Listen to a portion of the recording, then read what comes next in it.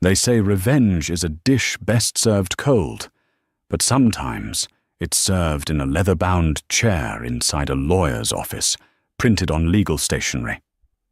Mark thought he had won. He had the younger mistress, the new sports car, and he had successfully humiliated his ex-wife, Sarah, leaving her with absolutely nothing during the divorce proceedings. He even laughed in her face as she signed the papers.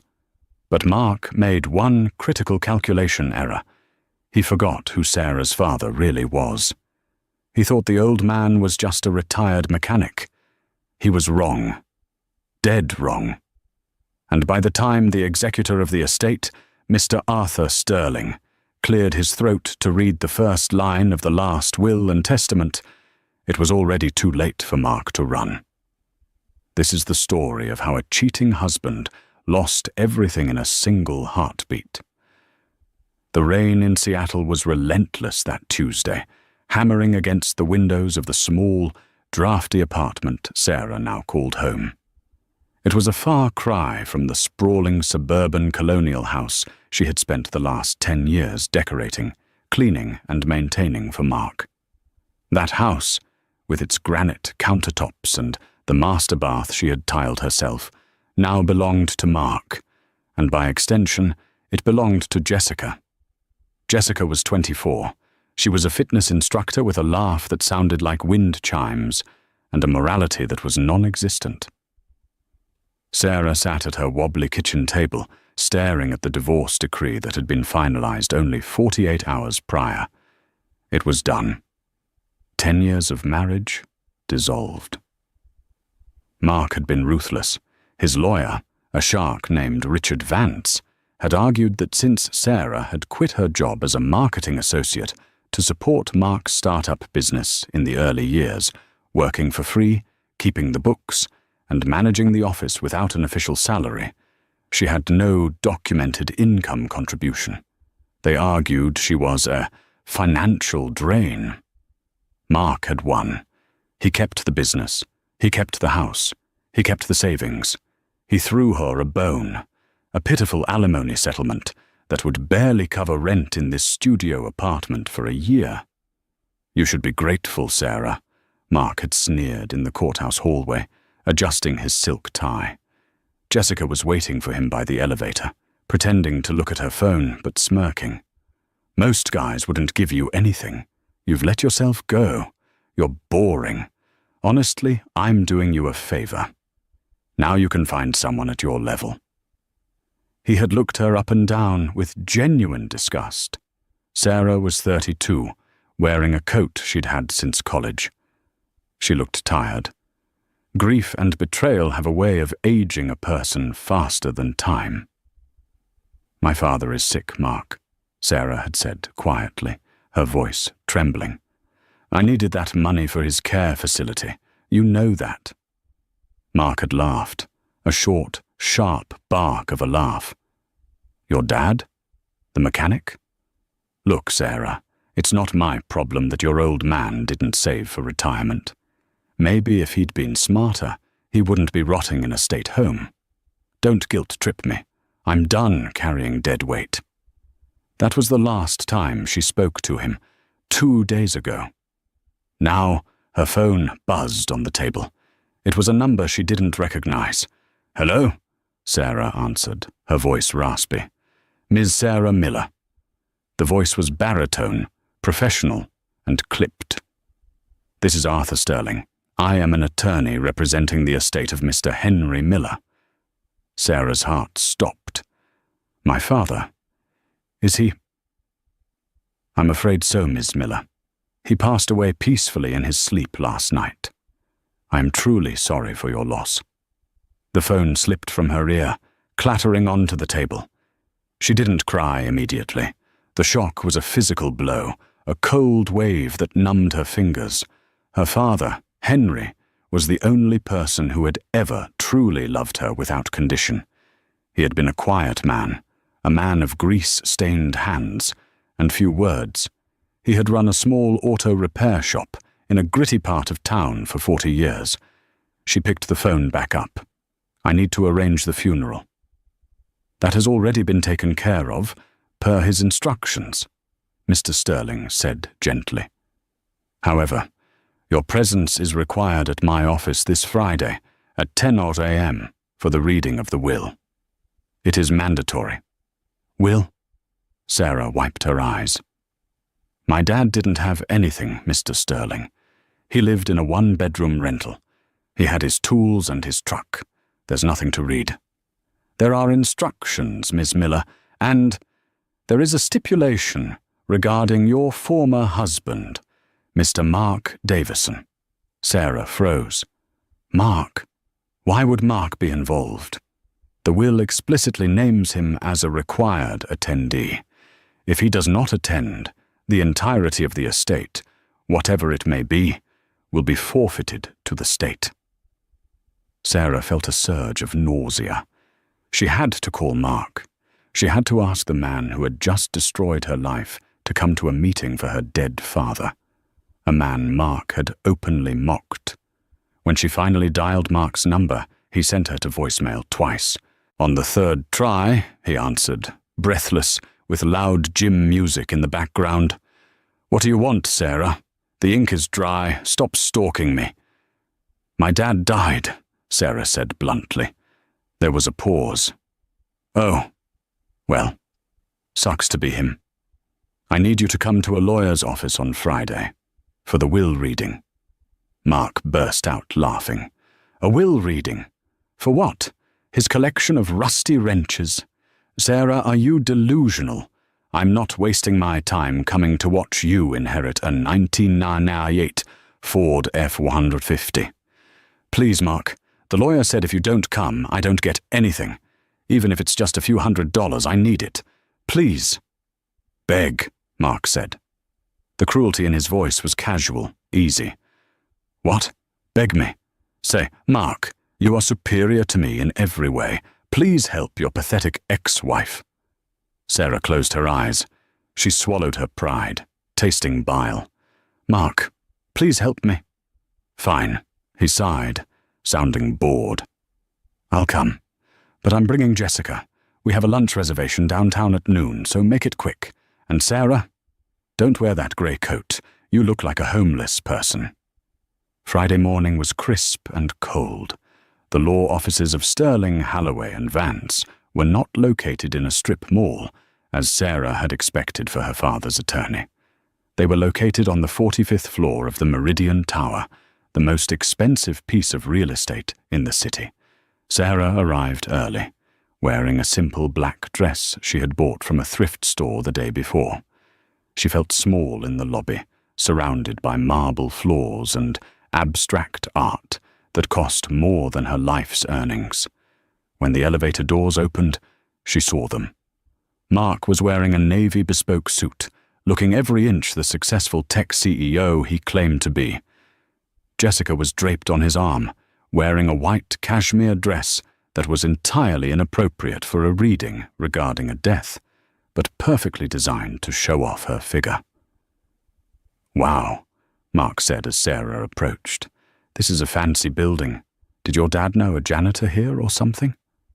Jessica giggled, hiding her mouth behind a manicured hand. Mark, be nice. Maybe he slipped and fell here and got a settlement. Let's just get this over with, Sarah said, keeping her eyes on the floor.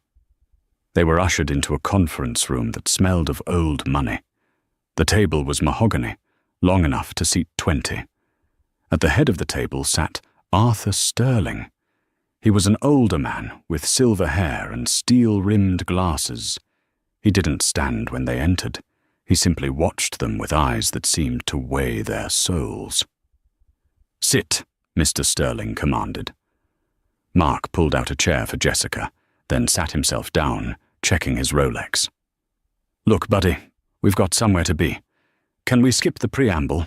Just tell Sarah she gets the toolbox, and let us go. Mr. Sterling slowly removed his glasses and placed them on the leather folder in front of him. Mr. Davison, you are here solely because the deceased requested it. I would advise you to show some respect. You are in my house now. The authority in his voice was so absolute that even Mark shut up. Mr. Henry Miller, Sterling began, opening the folder, was a man of great privacy. He believed that a man's worth was determined by what he could build with his hands, not what he could brag about at a country club. Sterling looked at Sarah.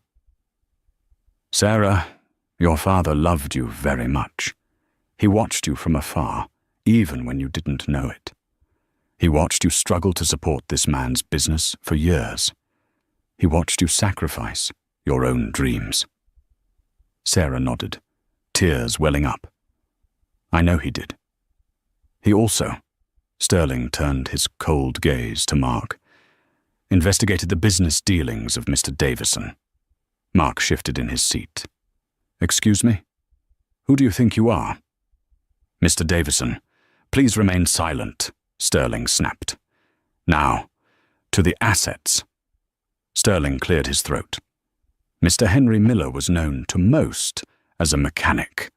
However, in 1982, Henry Miller developed a patent for a hydraulic valve system used in deep-sea oil drilling. He licensed this patent to 3 of the largest energy companies in the world. The room went silent. The air conditioning hummed. He never sold the patent, Sterling continued. He simply collected the royalties. He invested those royalties into a diversified portfolio of real estate, tech stocks. Ironically, buying heavily into the competitors of your startup, Mr. Davison, and municipal bonds. Mark's mouth hung slightly open. Jessica looked confused. What does that mean? She whispered. It means, Sterling said, that the poor mechanic left an estate valued, as of this morning's market opening, at $84 million. Mark choked. He physically choked on his own saliva. He coughed, his face turning red. 84 million. Plus change, Sterling said dryly. Sarah sat, frozen. She couldn't breathe. There must be a mistake. My dad. He drove a truck with a taped-up window. He was frugal, Sarah. He wanted to make sure you were taken care of, but he was afraid that if you knew about the money, you would be targeted by unscrupulous individuals. Sterling's eyes darted to Mark. Well, Mark said, his voice suddenly an octave higher, a sweaty smile breaking out on his face. He leaned forward, ignoring Jessica. This is incredible news. Sarah, honey, did you hear that? 84 million. God, your dad was a genius, a secret genius. I always said he had a spark in him. Jessica looked at Mark, her eyes narrowing. Mark? Mark waved her off. Sarah, baby, this changes everything. I mean, obviously, the divorce. We were just going through a rough patch.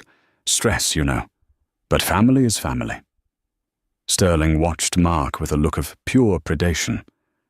Mr. Davison, I haven't finished reading the will. Right, go ahead, Mark said, rubbing his hands together. We're all ears. The will stipulates the distribution of assets into 2 categories, Sterling read. Category A, the liquid assets and real estate. Category B, the debts and liabilities. Debts, Mark asked. Item 1, Sterling read louder. To my beloved daughter Sarah, I leave the entirety of my financial portfolio, the real estate holdings, and the patent rights. This inheritance is placed in a trust, solely in her name, protected from any marital claims.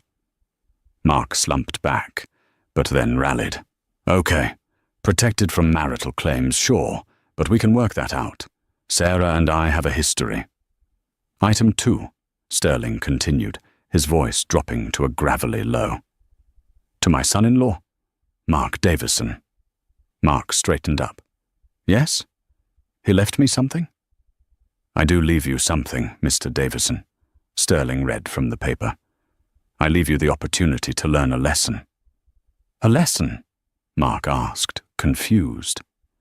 Mr. Miller purchased something else 2 weeks ago, Sterling said. "He purchased the debt on your business, Davison Tech. Apparently, you took out several high-interest bridge loans to buy that sports car and finance your lifestyle with Miss Jessica here. You are currently leveraged at about 400%. Mark went pale. How? How did he buy my debt? Through a shell company. He owns your loans, Mr. Davison. And the will instructs the executor, me, to call in those loans immediately upon his death." Sterling closed the folder with a heavy thud.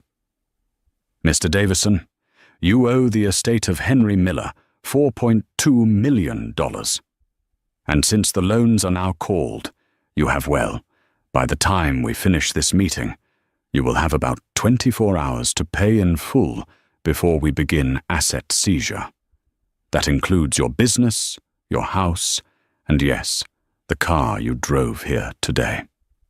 The silence in the room was heavy, suffocating, and for Sarah, absolutely electric. The silence in the conference room was broken by the sound of Jessica's purse snapping shut. It was a sharp, mechanical sound that seemed to echo like a gunshot. She shifted in her seat, physically angling her body away from Mark, a subtle movement that Arthur Sterling noted with a microscopic raising of his eyebrow. Mark, however, was too busy staring at the folder in front of Sterling to notice his girlfriend's retreat. His face had gone from a healthy, arrogant flush to a sickly shade of grey. He loosened his tie, his fingers fumbling with the silk knot. "This is illegal," Mark stammered, his voice cracking. He looked around the room as if searching for a hidden camera. "You can't just buy someone's debt and call it in. There are laws. There are grace periods. My lawyer, Richard Vance, he works in this very building. I'll get him down here right now." Arthur Sterling didn't blink. He simply reached into the folder and slid a single sheet of paper across the mahogany table.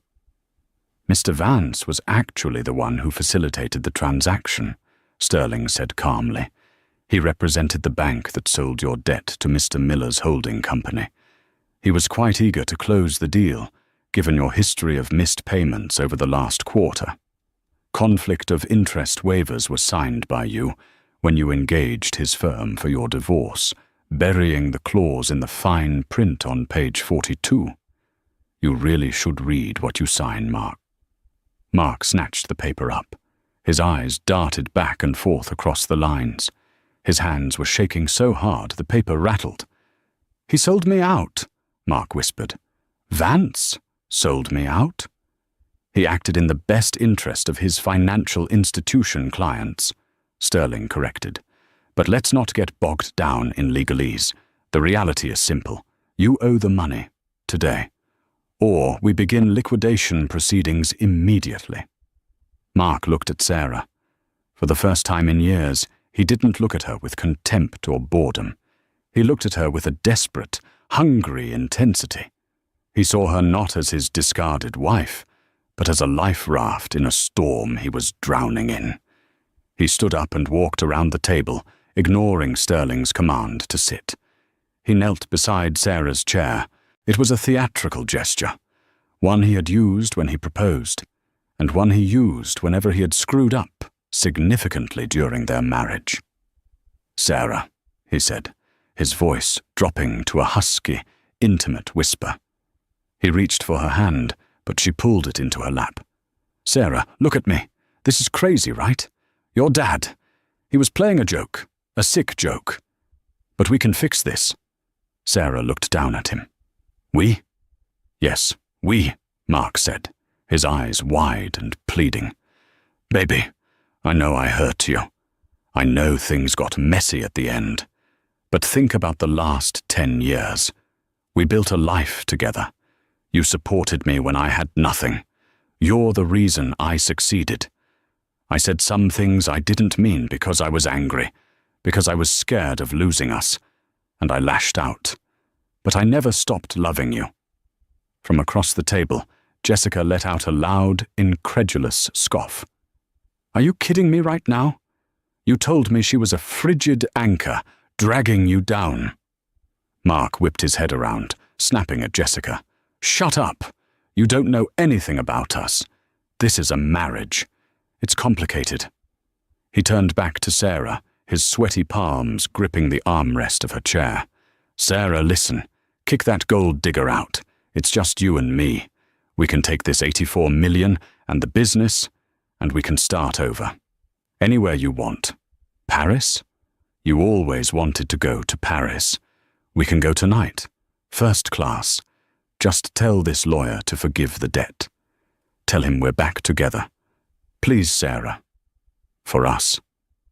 Sarah stared at him. She looked at the sweat beading on his forehead, the desperation in his eyes. She remembered the nights she had cried herself to sleep while he was working late with Jessica. She remembered how he had called her pathetic for asking for gas money last week. Something inside her chest, something that had been broken and jagged for months, suddenly snapped back into place.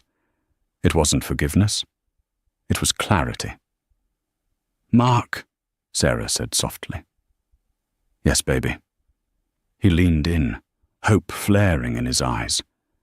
"You didn't want me when I was the daughter of a mechanic," Sarah said, her voice gaining strength with every word. "You threw me away like garbage because you thought you could do better. You didn't love me. You loved what I did for you. You loved that I did your laundry and cooked your meals and balanced your books so you could play CEO. No, that's not true." "It is true," she cut him off, standing up. Mark had to scramble back to avoid being hit by her chair. She towered over him as he knelt on the floor. "And the funny thing is, Mark, if you had just been decent, if you had just been kind during the divorce, I might have helped you. If you had treated my father with an ounce of respect, he wouldn't have done this." She looked at Sterling. "Mr. Sterling, does the estate have a plan for the liquidation of Davison Tech?" Sterling smiled, a genuine shark-like smile. "We do. We have a buyer lined up for the assets, a competitor who is willing to pay cents on the dollar for your inventory." "Good," Sarah said. Mark scrambled to his feet, his face twisting from begging to rage in a split second. "You bitch! You vindictive little bitch! You can't do this to me! I built that company. Me! Not you! Not your dead loser father!" "Security," Sterling said into an intercom on the table. Two large men in dark suits entered the room almost instantly. They had been waiting. "Get off me!" Mark screamed as one of them grabbed his arm. He thrashed, knocking over a pitcher of water. "Jessica! Call the police! Jessica!" Jessica stood up, smoothing her white dress. She picked up her clutch. She looked at Mark, currently being restrained by a guard. And then she looked at Sarah. "I'm single," Jessica announced to the room. "And for the record, he told me he was worth 10 million. If I knew he was broke, I wouldn't have looked at him twice." She looked at Sarah. "You can have him back, sweetie. I don't date charity cases." With a click of her heels, Jessica walked out of the room, not even glancing back as Mark screamed her name. "Get him out," Sterling ordered. "You'll hear from my lawyers," Mark shrieked as he was dragged backward, his heels skidding on the plush carpet. "This isn't over, Sarah. I'll take half. I'll sue you for emotional distress. I'll take everything." The heavy oak doors slammed shut, cutting off his screams. The silence that followed was heavy, but it wasn't oppressive anymore. It felt clean. Sarah sank back into her chair, her legs trembling. She put her face in her hands. She didn't know if she wanted to laugh or vomit. "Breathe, Sarah," Sterling said gently. He poured a glass of water from a fresh pitcher on the sidebar and placed it in front of her. "Take a moment." Sarah drank the water, her hands shaking. Did he really plan all that?" "He did," Sterling said. "Henry was a meticulous man. He spent the last 6 months of his life moving chess pieces, so that checkmate would occur exactly when you needed it most. But the show with Mr. Davison was just the fireworks. That wasn't the real reason he wanted you here. Sterling reached into his briefcase again. This time he didn't pull out a legal document. He pulled out a thick, cream-colored envelope. It was sealed with red wax, stamped with a fingerprint. "This is for you," Sterling said softly. "To be read only after the vermin, his words, not mine, has been removed from the premises." Sarah took the envelope. It felt heavy, textured. On the front, in her father's blocky, all-caps handwriting, was written, "To my Sarah Bear." The nickname made her throat tighten. She broke the wax seal. Inside were 3 pages of handwritten text on yellow legal pad paper. The smell of motor oil and peppermint tobacco wafted from the pages. Her father's scent. It was so visceral it felt like he was standing right behind her. "My dearest Sarah," the letter began. "If you are reading this, then the old ticker finally gave out. Don't cry for me. I've had a good run, and I'm tired. I'm ready to go see your mother again. I miss her yelling at me for tracking grease on the carpet. I know today has been a shock. I know Mr. Sterling has just dropped a bomb on you about the money. I'm sorry I lied to you all these years. I'm sorry I let you think we were scraping by. But you have to understand, Sarah, money does strange things to people. I saw what it did to my brother, your Uncle Ted, when he won that lottery in '98. It ate him alive. I didn't want that for you. I wanted you to build your own character, to know the value of $1, to find a man who loved you for you, not for a bank balance. I thought Mark was that man, for a while. But I was watching, Sarah. I was always watching. You remember 3 years ago, when Mark's company almost went under? The angel investor who saved him with an anonymous injection of cash? That was me. I wanted to see if success would make him grateful. Instead, it made him arrogant. You remember last Christmas, when he didn't come to dinner? He said he was stuck at the airport in Chicago. I hired a private investigator, Sarah. I have photos of him in a ski lodge in Aspen with a woman named Chloe. I didn't tell you because I saw how hard you were fighting for your marriage. I didn't want to be the one to break your heart. I wanted you to see it for yourself. I knew you would, eventually. You're smart, like your mother. But when he served you those divorce papers, when I found out he had cleaned out your joint accounts and left you with nothing, that crossed the line. No one hurts my little girl. No one. So I initiated Protocol Clean Slate. That's what Mr. Sterling and I call it. I bought his debt. I bought the building his office is in. I even bought the lease on that fancy car he loves more than he ever loved you. By the time you finish reading this, tow trucks will be hooking it up in the parking garage. But this isn't about revenge, Sarah. Revenge is empty. This is about freedom. The 84 million is yours. But there is a condition. A request from a grumpy old man. I don't want you to hoard it. I don't want you to become like Mark. I want you to use it. I want you to go to art school like you wanted to when you were 19. I want you to travel. I want you to start that bakery you used to talk about. The money is a tool, not a trophy. And one last thing. In the bottom of this envelope, there is a key. It's for a safe deposit box at the First National Bank. Inside, you won't find money. You'll find the deed to a property in Tuscany, Italy. Your mother and I bought it 30 years ago. It's a ruined farmhouse on a hill involving olive trees. We dreamed of fixing it up together. We never got the chance. It's yours now. Go there, fix it, heal. You are stronger than you think, Sarah. You survived a man who tried to make you feel small. Now show the world how big you really are. Love, Dad. Sarah lowered the letter. The paper was spotted with her tears. She hadn't realized she was crying until the drops hit the yellow page. She felt a strange sensation in her chest, the heavy, crushing weight of the divorce, the fear of poverty, the humiliation. It was lifting. It was being replaced by a fierce, burning warmth. Her father hadn't just left her money, he had left her a sword and shield. He had been protecting her from the shadows the entire time. She wiped her face with the back of her hand and looked up at Mr. Sterling.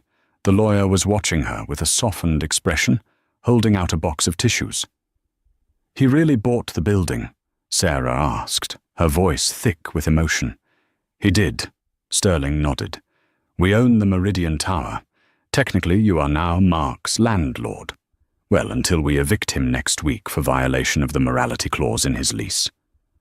A small, genuine laugh escaped Sarah's lips. "Morality clause? Your father insisted on it." Sterling's eyes twinkled.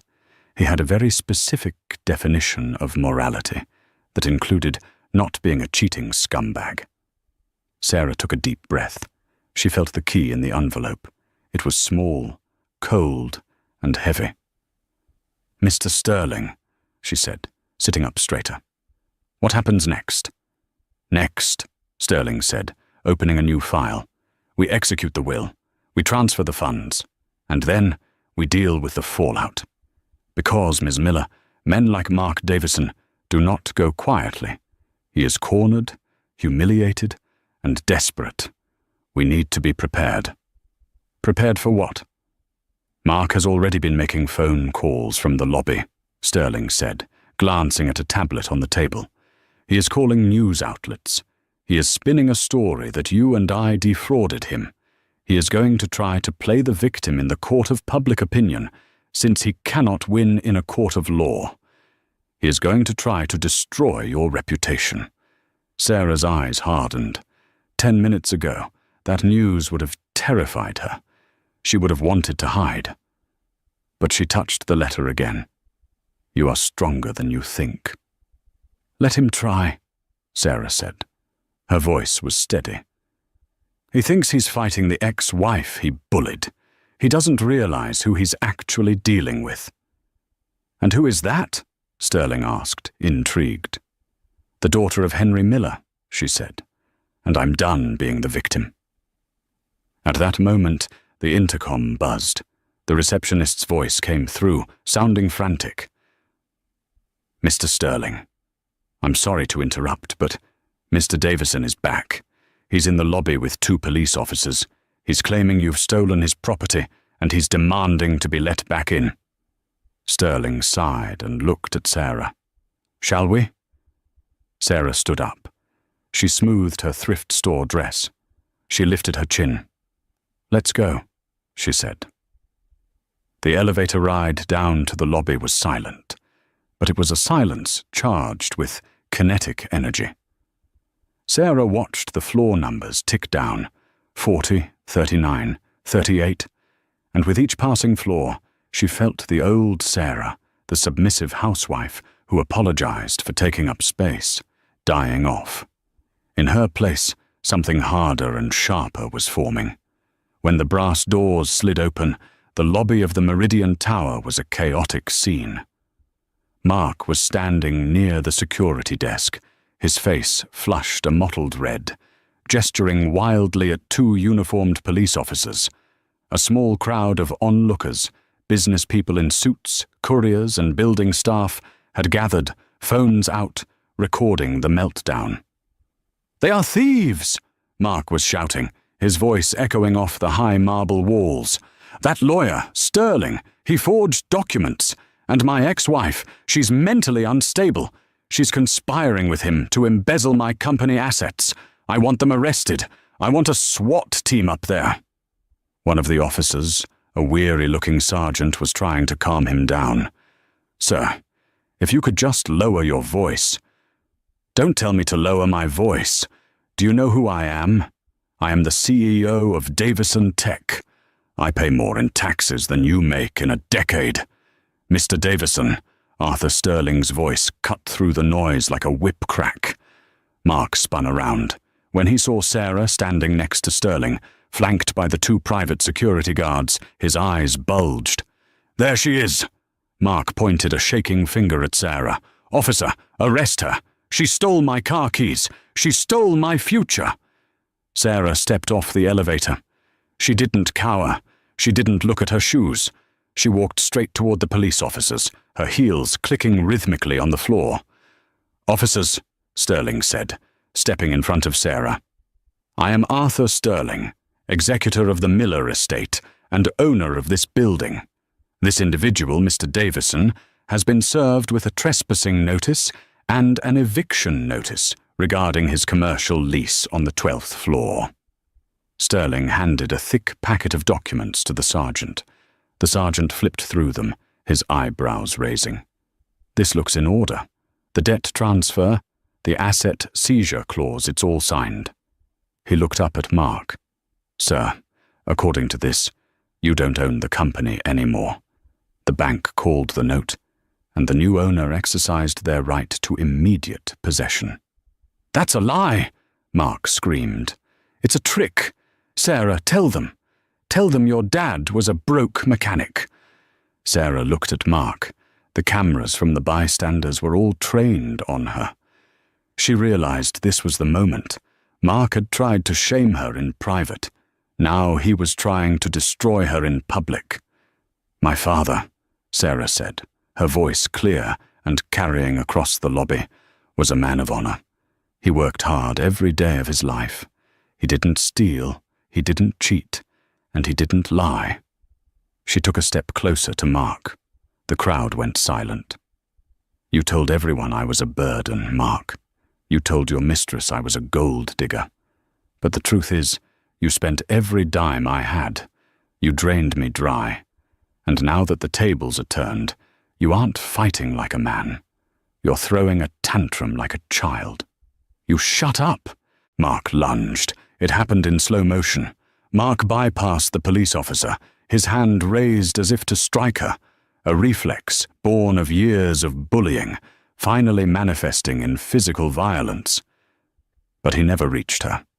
One of Sterling's security guards, a man built like a vending machine, intercepted Mark mid-lunge. He twisted Mark's arm behind his back and slammed him face first into the security desk. "Assault on a civilian in the presence of law enforcement." The police sergeant sighed, pulling out his handcuffs. "That wasn't smart, sir." "Get off me! Do you know who I am?" Mark shrieked as the cold metal cuffs clicked around his wrists. "Yeah," the sergeant said, hauling him up. "You're the guy going to booking." As they dragged Mark toward the revolving doors, he twisted his head back, his eyes locking onto Sarah. He wasn't screaming anymore. He was smiling. It was a twisted, broken smile. "This isn't over, Sarah," he hissed. "You think you won? You think you can just walk away with millions?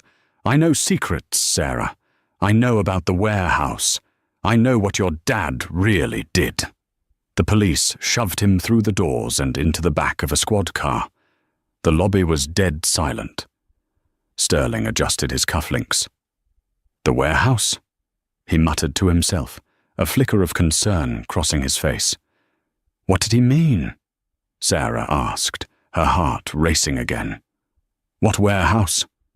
Sterling turned to her, his face composing itself into a mask of professional reassurance. "Nothing. Just the ravings of a desperate man trying to scare you.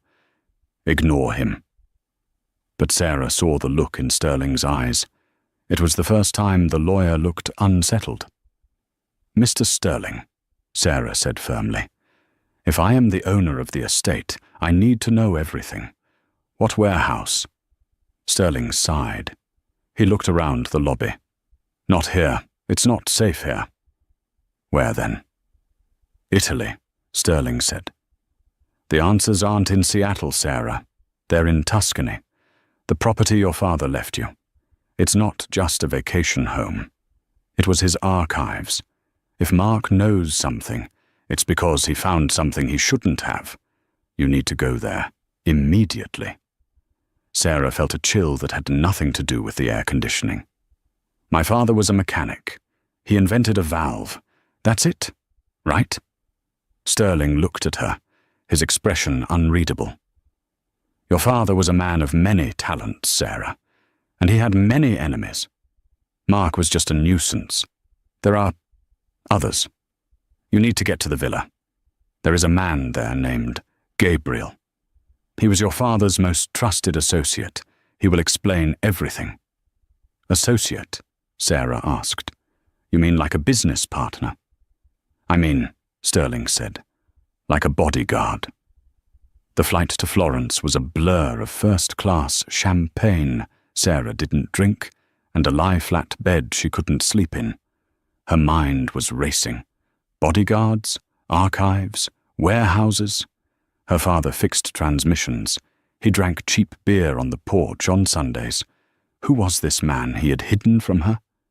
She rented a Fiat at the airport and drove south into the rolling hills of Tuscany.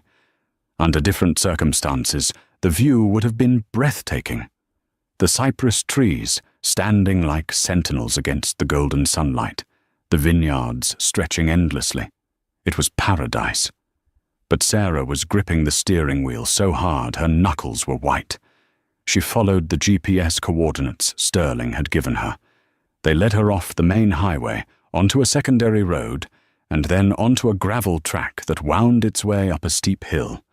The property was isolated. No neighbors for miles. As she crested the final hill, the ruined farmhouse came into view. It wasn't a farmhouse. It was a fortress. It was an ancient stone structure, built into the side of the cliff. It had high walls, a heavy iron gate, and a tower that looked like it had survived medieval sieges. It was beautiful, yes, but it was imposing. It looked like a place where secrets went to hide. Sarah pulled up to the iron gate. There was no keypad, no intercom, just a heavy, rusted chain. She got out of the car, clutching the key from the safe deposit box. The silence here was profound. Just the sound of crickets and the wind in the olive trees. "Hello?" she called out. Nothing. She approached the gate. As she reached for the chain, a voice spoke from the shadows of the stone wall. "Don't touch the chain, it's electrified." Sarah jumped back, gasping. A man stepped out from behind a large olive tree. He was tall, with dark hair tied back in a messy bun, and a beard that hadn't seen a trimmer in weeks. He wore work boots, jeans stained with soil, and a grey t-shirt. He held a pruning shear in one hand, but the way he held it suggested he knew how to use it as a weapon. "You must be Sarah," he said. His accent was American, but rough, like gravel in a mixer. Yes, I'm Sarah Miller. Who are you?" "Gabriel," he said. He didn't smile. He walked to the gate, pulled a rubber-insulated remote from his pocket, and clicked it. The electricity hummed down, and the gate swung open with a groan. "Drive the car inside. Don't leave it on the road. It makes you a target." Sarah hesitated. "Target?" "Mr. Sterling said you were a caretaker." Gabriel looked at her with eyes that were a startling, piercing blue. "Sterling calls me a lot of things. Caretaker is the polite one. Get the car inside, Sarah." She did as she was told, her heart hammering. She parked in the courtyard. The villa was even bigger up close. The stone was weathered, covered in ivy, but the windows were reinforced with modern steel shutters. Gabriel closed the gate behind her. "Your father said you were smart. He didn't mention you looked so much like him." "You knew him well?" Sarah asked, getting out of the car. "Better than anyone," Gabriel said. He tossed the shears onto a bench. "Come on, I've got coffee on. We have a lot to cover before the sun goes down." He led her into the main house. The interior was a shock. It wasn't a rustic ruin. It was completely modernized. High-end appliances, sleek furniture, and walls lined with monitors displaying security feeds of the perimeter. "What is this place?" Sarah asked, looking at the screens. "This," Gabriel said, pouring dark espresso into 2 small cups, "was Henry's command center. He didn't just invent a valve, Sarah. He designed security systems for high-risk assets, banks, government facilities, private vaults. He was the best in the world at keeping things locked up." Sarah sank onto a stool. "He was a mechanic." "That was his cover," Gabriel said. "He retired 20 years ago to raise you, but he kept this place active. He knew one day something from his past might come back, or someone." "Mark," Sarah whispered. "Mark?" Gabriel laughed, a short, humorless sound. "Mark is a gnat. Mark is a distraction. Your father wasn't worried about your ex-husband. He was worried about the people Mark was trying to sell to." Sarah froze. "Sell what?" Gabriel leaned across the island. "Mark didn't just cheat on you, Sarah. He was snooping. He found an old hard drive in your dad's garage about 6 months ago. He thought it was Bitcoin or something. It wasn't. It was the blueprints for a security grid your father designed for the Federal Reserve in the 90s. Sarah felt the room spin. "That's treason." "No, it's just highly classified and incredibly valuable to the wrong people. Mark has been trying to sell it on the black market to cover his debts. That's why your dad crushed him. He had to stop the sale. He bought the debt to bankrupt Mark so he couldn't travel, couldn't make the exchange. But Mark, he's desperate, and stupid men do dangerous things." Gabriel took a sip of his coffee. "Sterling handled the legal side. My job is the physical side. As long as you are inside these walls, you are safe. But you need to know, Mark isn't in jail." "What?" Sarah stood up. "I saw him arrested." "He made bail an hour ago," Gabriel said casually, checking one of the monitors. "A third party posted it. An anonymous LLC. Someone wants him free. Someone wants what he claims to have." "He said he knows about the warehouse," Sarah said. Gabriel's eyes narrowed. "He said that?" "Yes. In the lobby." Gabriel slammed his cup down. "Damn it! Henry said the hard drive was encrypted. If Mark knows about the warehouse, he cracked the first layer." "What is the warehouse?" Sarah demanded. "It's not a what, it's a where," Gabriel said. He grabbed a set of keys from the counter. "And it's not in Seattle, it's here, under this house." He walked to a heavy bookshelf in the living room and pulled a specific book. The Count of Monte Cristo. The bookshelf clicked and swung open, revealing a steel elevator door. "Your father left you $84 million, Sarah," Gabriel said, punching in a code. "But that was just his checking account. The real inheritance is downstairs, and we need to secure it before Mark's new friends figure out where it is." The elevator doors opened. "Coming?" Gabriel asked. Sarah looked at the elevator, then at the rugged stranger who seemed to be the only person telling her the truth. She thought about her life a week ago, worrying about grocery bills and crying over a man who hated her. She stepped into the elevator. "Let's go," she said. As the doors closed, the security feed on the wall behind them flickered. On the screen showing the front gate, a black SUV had just pulled up to the bottom of the hill. It idled there for a moment, then cut its lights. Sarah didn't see it, but the red light on the console blinked rapidly. Motion detected. Sector 4. The elevator descended deep into the limestone bedrock beneath the villa. When the heavy steel doors slid open, Sarah didn't find piles of gold or vintage cars. Instead, she stepped into a room bathed in the sterile hum of blue LED lights and cooling fans. It looked like the server room of a major tech corporation. "This is the warehouse?" Sarah asked, her voice echoing. "This is the leverage," Gabriel corrected, typing a sequence into the central glass terminal. Your father didn't just design security systems, Sarah. He built back doors. For 30 years, every corrupt bank and illicit arms dealer that used his software. He kept a record. Gabriel pulled up a screen listing names: politicians, conglomerates, pharmaceutical giants. He called it his insurance policy. That drive Mark stole contains the encryption keys. If Mark sells that key to the people on this list, they can delete their crimes.